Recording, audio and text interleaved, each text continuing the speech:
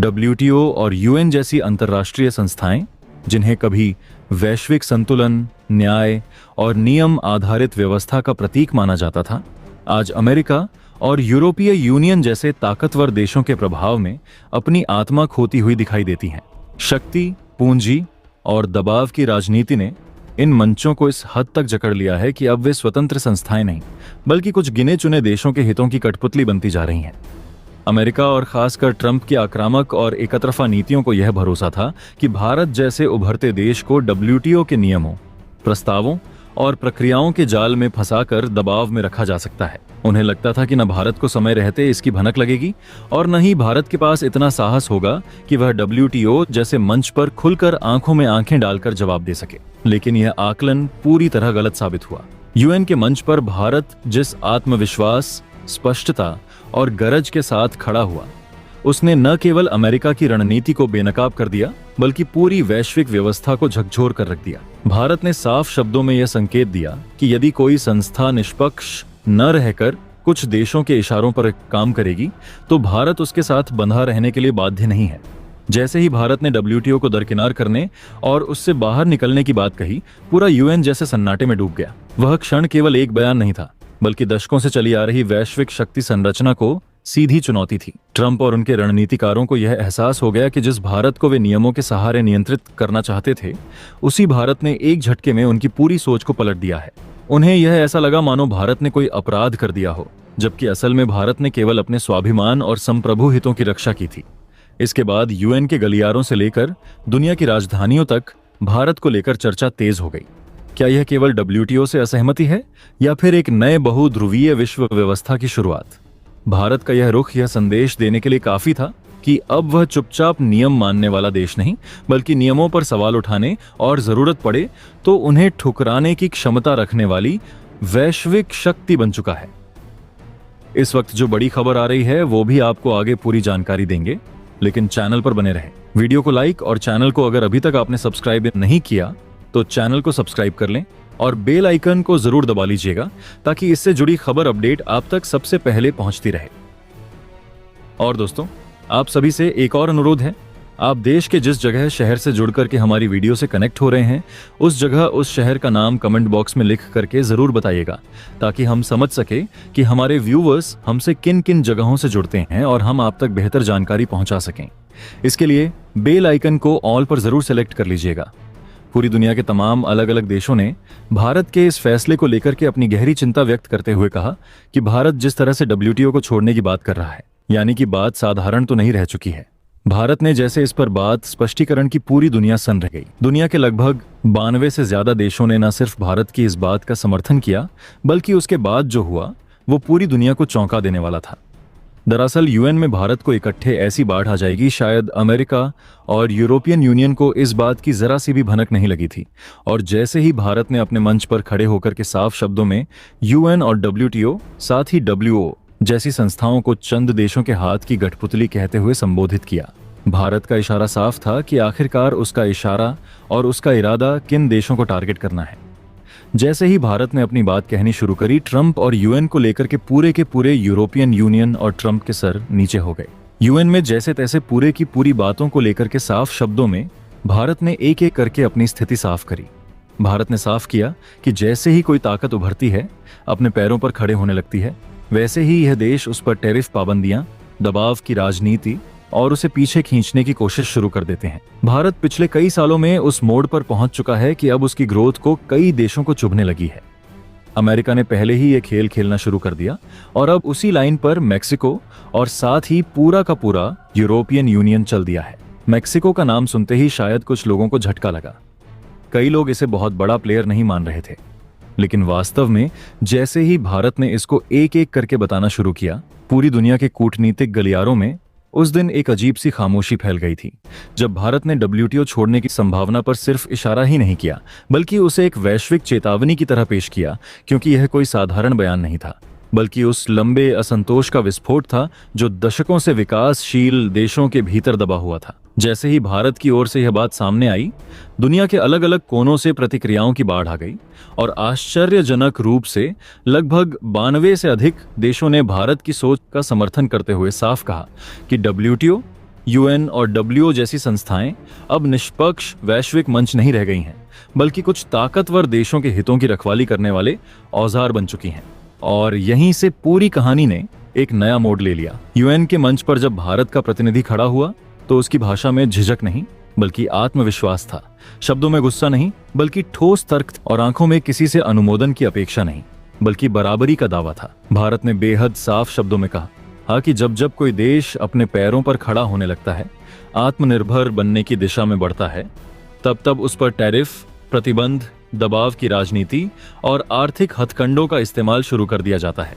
और यह खेल सबसे पहले अमेरिका ने खेला। उसके बाद यूरोपियन यूनियन उसी लाइन पर आगे बढ़ गई और अब इस क्लब में मेक्सिको जैसे देशों का नाम भी शामिल होने लगा है, जिसे सुनकर कई लोग चौंक गए, क्योंकि मेक्सिको को अब तक इस स्तर का खिलाड़ी मानने की आदत दुनिया को नहीं थी। भारत ने मंच से एक एक उदाहरण गिनाते हुए बताया कि कैसे उसकी तेजी से बढ़ती अर्थव्यवस्था, मैन्युफैक्चरिंग क्षमता, डिजिटल क्रांति और वैश्विक आपूर्ति श्रृंखला में बढ़ती भूमिका कुछ देशों को असहज कर रही है। और इसी असहजता का नतीजा है टैरिफ वॉर, टेक्नोलॉजी बैन और व्यापारिक बाधाएं। जैसे जैसे भारत अपनी बात रखता गया, यूएन हॉल में बैठे अमेरिका और यूरोपियन यूनियन के प्रतिनिधियों के चेहरों पर तनाव साफ झलकने लगा। ट्रंप की नीतियों का नाम सीधे लिए बिना भी उनका जिक्र इतना स्पष्ट था कि संदेश पहुंच चुका था। और यह भी साफ था कि भारत अब पर्दे के पीछे होने वाली राजनीति का हिस्सा बनने वाला नहीं है। भारत ने यह भी कहा कि डब्ल्यूटीओ जैसे संगठन मूल रूप से मुक्त और निष्पक्ष व्यापार के लिए बने थे, लेकिन आज वही संस्थाएं चुनिंदा देशों के हितों की सुरक्षा में लगी हुई हैं, जहां नियम अलग अलग देशों के लिए अलग तरीके से लागू होते हैं और विकासशील देशों को हमेशा कंप्लायंस का पाठ पढ़ाया जाता है। इस भाषण के बाद जो हुआ, उसने अमेरिका और यूरोपियन यूनियन को सचमुच चौंका दिया, क्योंकि एक के बाद एक देश खुलकर भारत के समर्थन में बोलने लगे। अफ्रीका, एशिया, लैटिन अमेरिका और यहां तक कि कुछ यूरोपीय देशों ने भी यह स्वीकार किया कि वैश्विक संस्थाओं में सुधार की जरूरत है और भारत की बात सिर्फ उसकी अपनी नहीं बल्कि एक सामूहिक पीड़ा की अभिव्यक्ति है। भारत का इशारा बिल्कुल साफ था। यह लड़ाई किसी एक देश के खिलाफ नहीं बल्कि उस व्यवस्था के खिलाफ है जो ताकतवर को ताकतवर और कमजोर को और कमजोर बनाती है। इसी क्रम में भारत ने यह भी स्पष्ट किया कि वह टकराव नहीं चाहता, लेकिन बराबरी से कम कुछ भी स्वीकार नहीं करेगा। और अगर वैश्विक मंचों पर उसकी आवाज को दबाने की कोशिश की गई तो वह अपने विकल्पों पर गंभीरता से विचार करने से पीछे नहीं हटेगा। यही कारण है कि डब्ल्यूटीओ छोड़ने की बात महज एक धमकी नहीं बल्कि एक रणनीतिक संकेत बन गई, जिसने पूरी दुनिया को सोचने पर मजबूर कर दिया कि क्या वाकई पुरानी वैश्विक व्यवस्था अब बदलने के मोड़ पर आ चुकी है और क्या भारत उस बदलाव का केंद्र बनने जा रहा है। एक ऐसा भारत जो अब सिर्फ नियम मानने वाला नहीं बल्कि नियम तय करने की क्षमता भी रखता है। मेक्सिको आज सिर्फ नॉर्थ अमेरिका की सप्लाई चेन का एक हिस्सा नहीं रह गया है, बल्कि वह उस पूरी व्यवस्था की रीढ़ बन चुका है जिस पर अमेरिका की आधी से ज्यादा इंडस्ट्री प्रत्यक्ष या अप्रत्यक्ष रूप से निर्भर है। और इसी रणनीतिक हकीकत के बीच भारत की भूमिका अचानक एक नए वैश्विक केंद्र के रूप में उभरकर सामने आती है, क्योंकि भारत अपना सबसे बड़ा कंसाइनमेंट डील मेक्सिको के रास्ते अमेरिका तक पहुंचाता है, जो न केवल व्यापारिक समझ का उदाहरण है बल्कि उस बदलते वैश्विक शक्ति संतुलन का संकेत भी है जहां पारंपरिक महाशक्तियों के एकाधिकार को चुनौती दी जा रही है। जैसे ही भारत ने इस सच्चाई को बिना किसी झिझक के अंतर्राष्ट्रीय मंच पर स्पष्ट शब्दों में रखा, दुनिया के कई देशों में एक नई ऊर्जा का संचार हो गया और देखते ही देखते भारत के समर्थन में आवाजें उठने लगीं। शुरुआत में यह समर्थन कुछ गिने चुने देशों तक सीमित लगा, लेकिन फिर यह लहर बन गया, एक ऐसी लहर जिसमें एशिया, अफ्रीका, लैटिन अमेरिका और यहां तक कि यूरोप के भी कई देश शामिल हो गए। और जब यह संख्या 70 के पार पहुंची तो यह साफ हो गया कि मामला सिर्फ भारत बनाम अमेरिका या भारत बनाम डब्ल्यूटीओ का नहीं रह गया है, बल्कि यह पूरे वैश्विक व्यापार ढांचे की दिशा और भविष्य को लेकर एक निर्णायक संघर्ष बन चुका है। जैसे ही वोटिंग का वक्त आया, माहौल पूरी तरह बदल चुका था।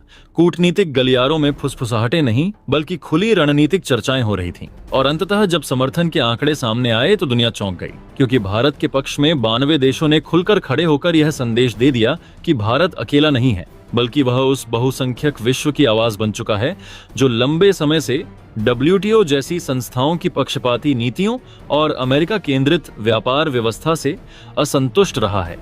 इस समर्थन के साथ ही विरोध का स्वर भी उतना ही तेज था, लेकिन वह भारत के खिलाफ नहीं बल्कि भारत के समर्थन में और अमेरिका की नीतियों के विरोध में था। संयुक्त राष्ट्र का सभागार उन नारों से गूंज उठा जिनमें समान व्यापार, संप्रभुता और विकासशील देशों के अधिकारों की बात हो रही थी, और ऐसा प्रतीत हो रहा था मानो वर्षों से दबाई गई आवाजों को अचानक एक मंच और एक नेतृत्व मिल गया हो जिसका नाम भारत था।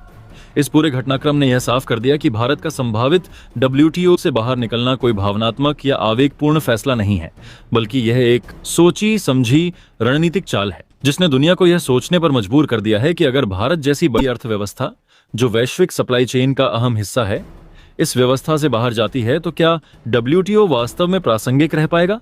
और यही वजह थी कि कई देशों ने खुले तौर पर यह कहना शुरू कर दिया कि अगर भारत नहीं रहा तो यह संगठन भी अपने मौजूदा स्वरूप में नहीं टिक पाएगा। धीरे धीरे यह चर्चा और गहरी होती चली गई और बात सिर्फ समर्थन तक सीमित नहीं रही, बल्कि एक नए विकल्प की कल्पना आकार लेने लगी, जहां भारत के साथ मिलकर एक नया व्यापारिक समूह, एक नया संगठन और एक नई कमांड संरचना खड़ी की जाए जो पारदर्शिता, समान अवसर और क्षेत्रीय संतुलन पर आधारित हो, और जिसमें किसी एक देश का वर्चस्व नहीं बल्कि सामूहिक निर्णय प्रक्रिया हो। इस प्रस्ताव ने खासकर विकासशील और उभरती अर्थव्यवस्थाओं को आकर्षित किया क्योंकि उन्हें इसमें अपनी आवाज और अपने हितों की वास्तविक झलक दिखाई दी, और यही कारण था कि कई देशों ने बिना किसी संकोच के यह कह दिया कि वे भारत के साथ खड़े हैं और भविष्य की इस नई व्यापारिक व्यवस्था को आकार देने के लिए पूरी तरह तैयार हैं। इस पूरे दृश्य ने यह संकेत दे दिया कि वैश्विक राजनीति और अर्थव्यवस्था अब एक निर्णायक मोड़ पर खड़ी है, जहां पुराने ढांचे टूट रहे हैं और नए समीकरण बन रहे हैं, और इस बदलाव के केंद्र में भारत एक ऐसे देश के रूप में उभर रहा है जो न सिर्फ अपनी बात कहने का साहस रखता है बल्कि दूसरों को साथ लेकर चलने की क्षमता भी रखता है, जिससे यह एहसास और गहरा हो गया कि यह सिर्फ एक देश की लड़ाई नहीं बल्कि उस दुनिया की लड़ाई है जो समानता, सम्मान और साझेदारी के आधार पर आगे बढ़ना चाहती है। जैसे कि इस देश के सबसे बड़ी लिस्ट में सबसे पहले रूस ने भारत का साथ दिया, उसके बाद ऑस्ट्रेलिया, जापान, चीन, यहाँ तक कि जो देश अब तक भारत के कई पक्षों में साथ नहीं होते थे उन देशों ने भी साथ देना शुरू किया। कजाकिस्तान, ईरान, तुर्की और इस पूरे घटनाक्रम में इटली, फ्रांस ने भी, यहाँ तक कि इंग्लैंड भी, जो कि पूरे के पूरे यूरोपियन यूनियन से अलग होकर के एक नए देश के रूप में अपनी पहचान बना रहा है, वो भी भारत के साथ खड़ा हुआ। और इतना ही नहीं, भारत के साथ मिडिल ईस्ट के देशों के बाद पूरे के पूरे भारत के पूर्वोत्तर देश भी सामने आ गए, जैसे ही मलेशिया, इंडोनेशिया और खड़े होकर के पूरे में न्यूजीलैंड ने यहाँ पर अपना भारत के पक्ष में समर्थन दिया। यह समर्थन बढ़ते बढ़ते 92 देशों तक पहुंच गया, और जैसे ही इस बात को लेकर देख के ट्रंप बौखला उठे। ट्रंप, जिन्हें लगा था कि भारत WTO से बाहर होने के बाद से भारत को लेकर के वह और कड़ी नीतियां बना लेंगे, लेकिन ट्रंप की पूरी राजनीति वहीं की वहीं धरी रह गई, और जैसे ही इसको लेकर के भारत ने अगला मुंह अपना खोला उसके बाद तो मानो भूचाल आ गया हो। क्या कहा भारत ने? और इस पूरे घटनाक्रम को लेकर के ट्रंप की पूरी राजनीति किस कदर से भारत ने न सिर्फ एक बयान में फेल कर दी बल्कि इन 92 देशों के समर्थन के साथ ही भारत को लेकर के WTO से इस वक्त जो बड़ी खबर आ रही है वो भी आपको आगे पूरी जानकारी देंगे। लेकिन चैनल पर बने रहे, वीडियो को लाइक और चैनल को अगर अभी तक आपने सब्सक्राइब नहीं किया तो चैनल को सब्सक्राइब कर लें और बेल आइकन को जरूर दबा लीजिएगा ताकि इससे जुड़ी खबर अपडेट आप तक सबसे पहले पहुंचती रहे। और दोस्तों, आप सभी से एक और अनुरोध है, आप देश के जिस जगह शहर से जुड़कर के हमारी वीडियो से कनेक्ट हो रहे हैं उस जगह उस शहर का नाम कमेंट बॉक्स में लिख करके जरूर बताइएगा ताकि हम समझ सके कि हमारे व्यूवर्स हमसे किन किन जगहों से जुड़ते हैं और हम आप तक बेहतर जानकारी पहुंचा सकें।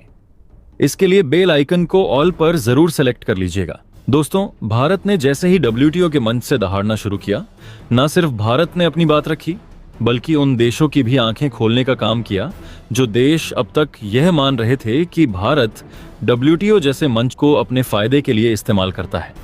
दरअसल भारत ने साफ कहा कि यह चंद देशों के बीच कठपुतली बनकर के रह चुकी संस्था है।